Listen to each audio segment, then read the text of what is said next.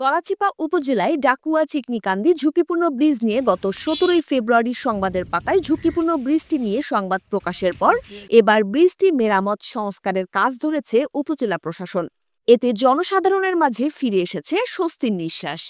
এখন এই কাজটা হইতেছে এবং আমাদের টিউনো সব এবং এই থানা কর্তৃপক্ষ যারা আছে এবং সাংবাদিক ভাই বোন যারা আছে তাদের কাছে আমরা কৃতজ্ঞ। পটুয়াখালীর গলাচিপা উপজেলার ঝুঁকিপূর্ণ ডাকুয়া চিকনিকান্দি সংযোগ ব্রিজের মেরামত করায় সর্বস্তরের জনসাধারণ, পরিবহন শ্রমিক, চালক, ব্যবসায়ী, পথচারী, শিক্ষার্থীদের মাঝে স্বস্তির নিঃশ্বাস ফিরে এসেছে বলে গলাচিপা উপজেলার নির্বাহী অফিসার ও প্রকৌশলীকে ধন্যবাদ ও কৃতজ্ঞতা প্রকাশ করেন।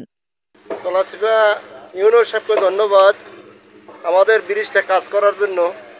গলাচিপা থানা ইঞ্জিনিয়ার মহোদয়কে ধন্যবাদ, যারা গণমাধ্যম কর্মী এবং সাংবাদিক ভাইরা যারা কাজ করছে তাকেও ধন্যবাদ। ২০১৮ সালে স্থানীয় সরকার প্রকৌশলী অধিদপ্তর গলাচিপা এলজিইডির সহায়তায় জনগুরুত্বপূর্ণ ৫১ মিটার দৈর্ঘ্য ডাকুয়া চিকনিকান্দি সংযোগ ব্রিজটি নির্মাণ কাজ শেষ হয় এবং চলাচলের জন্য উন্মুক্ত করে দেওয়া হয়। জনগুরুত্বপূর্ণ ব্রিজটি গলাচিপা হতে ঢাকার রাজধানী পর্যন্ত চলাচলের উপযোগী হওয়াতে ব্যবসা প্রতিষ্ঠান, শিক্ষা প্রতিষ্ঠান, অফিস, গ্রামীণ উন্নয়নের ব্যাপক ভূমিকা পালন করে আসলেও বিগত ১.৫ বছর ধরে ব্রিজের তলদেশের বালি সরে গিয়ে বিশাল আকৃতির গর্তের সৃষ্টি হওয়াতে বেড়ে যায় যানবাহন জনসাধারণের চলাচলের ঝুঁকি।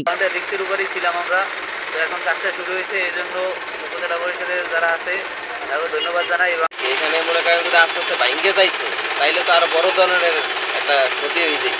এটা যে কাজ শুরু হয়েছে এর জন্য ধন্যবাদ। বিষয়টি গুরুত্ব সহকারে দেশের জাতীয় সংবাদ মাধ্যমে উঠে আসলে গলাচিপা উপজেলা প্রশাসন ঝুঁকিপূর্ণ ব্রিজটির দ্রুত সংস্কারের উদ্যোগ গ্রহণ করেন। ২১ ফেব্রুয়ারি শুক্রবার সকাল থেকেই নির্বাহী অফিসার মোহাম্মদ মিজানুর রহমান ও উপজেলা প্রকৌশলী মোহাম্মদ জাহাঙ্গীর আলমের যৌথ উদ্যোগে ঝুঁকিপূর্ণ ব্রিজের তলদেশে সাময়িকভাবে বিভিন্ন উপকরণ দিয়ে টেকসই মেরামত শুরু করেন।